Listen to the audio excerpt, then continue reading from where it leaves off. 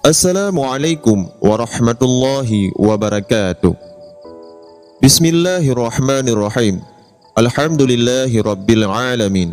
Allahumma salli wa sallim ala Sayyidina Muhammad wa ala alihi wa sahbihi ajma'in. Sahabatku, semoga dengan keberkahan dan kemuliaan Nabi Muhammad SAW dipermudahkan oleh Allah Subhanahu wa taala segala urusan kita, dimudahkan rezeki kita, diampuni segala dosa kita, selalu dalam lindungan Allah Subhanahu wa taala, diselamatkan iman kita baik di dunia maupun di akhirat, dan juga mendapat syafaat Nabi kita Muhammad sallallahu alaihi wasallam di akhirat nanti. Amin ya rabbal alamin.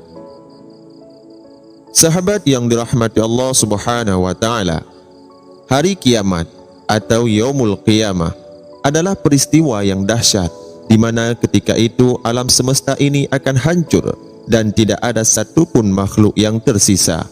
Hanya saja Allah Subhanahu wa taala merahasiakan waktunya kapan akan terjadi. Ketika hari kiamat dan semua makhluk telah binasa, kemudian manusia akan dibangkitkan lagi untuk mempertanggungjawabkan perbuatannya selama di dunia. Jadi, di saat manusia dibangkitkan kembali, siapakah yang pertama kali dibangkitkan oleh Allah Subhanahu wa taala? Manusia pertama kali dibangkitkan oleh Allah Subhanahu wa taala bisa kita ketahui dari hadis Rasulullah sallallahu alaihi wasallam. Dari Abdullah bin Faruq, Abu Hurairah menceritakan kepadaku bahwa beliau berkata, Rasulullah sallallahu alaihi wasallam pernah bersabda, "Aku adalah pemimpin anak Adam pada hari kiamat kelak. Aku adalah orang pertama yang bangkit dari kubur. Aku orang paling dahulu memberikan syafaat, dan aku orang paling dahulu diberikan syafaat." Hadis riwayat Muslim. Jadi jelaslah dari hadis tersebut, diketahuilah sosok manusia yang pertama kali dibangkitkan dari alam kubur adalah Nabi Muhammad sallallahu alaihi wasallam.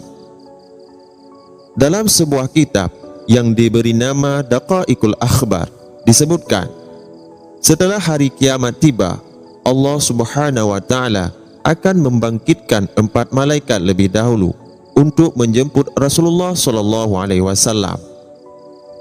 Kemudian Allah Subhanahu wa taala memerintahkan malaikat untuk menghias burak.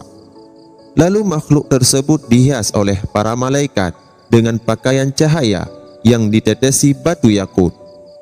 Tali kekang dibuat dari batu zamrud dengan 2 perhiasan berwarna hijau dan kuning.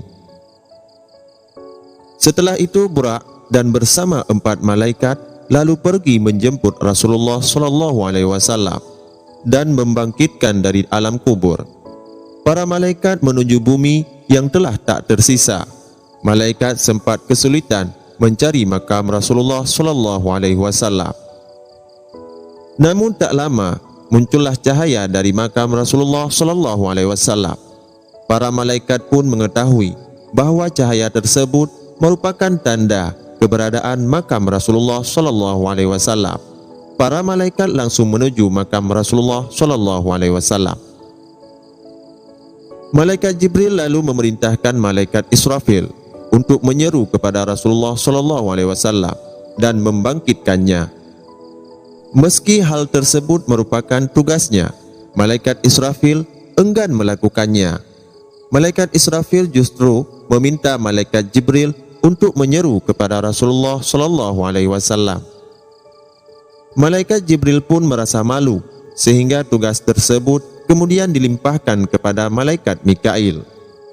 Namun saat malaikat Mikail menyeru kepada Rasulullah sallallahu alaihi wasallam untuk bangkit dari kubur, Rasulullah tidak bangkit dari kuburnya. Para malaikat pun meminta kepada malaikat Israel. Malaikat Israel menyeru kepada Rasulullah sallallahu alaihi wasallam. Namun lagi-lagi juga tidak terdapat tanda-tanda kebangkitan Rasulullah sallallahu alaihi wasallam. Malaikat Israfil kemudian mencoba menyerunya, tapi juga tidak berhasil. Kemudian malaikat Israel menyerunya dengan cara yang lain. wahai ruh yang baik, berdirilah untuk memutuskan hari keputusan, hari diperhitungkan amal perbuatan, dan hari ditampakkannya amal perbuatan kepada Zat yang Maha Pengasih. Setelah itu, Rasulullah SAW bangkit dari kuburnya. Malaikat Jibril kemudian mendatangi Rasulullah SAW dengan membawa 2 perhiasan serta burak dan menyampaikan kepada Rasulullah SAW bahwa hari kiamat telah tiba.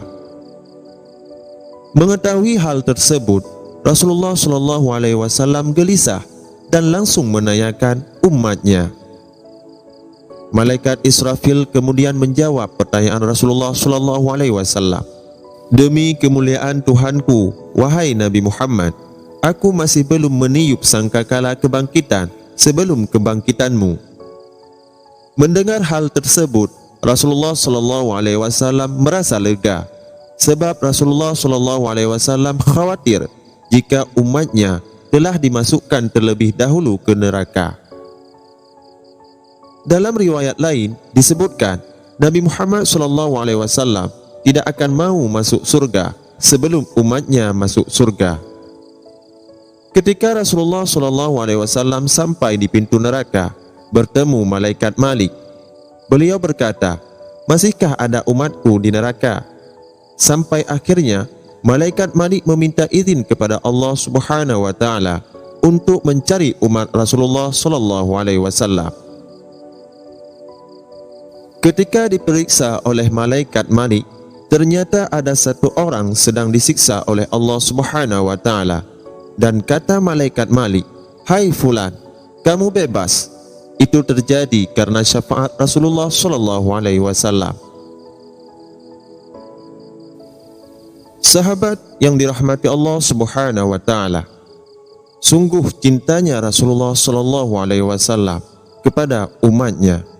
Semoga bermanfaat dan jadi pelajaran bagi kita semua. Wabillahi taufiq wal hidayah. Wassalamualaikum warahmatullahi wabarakatuh.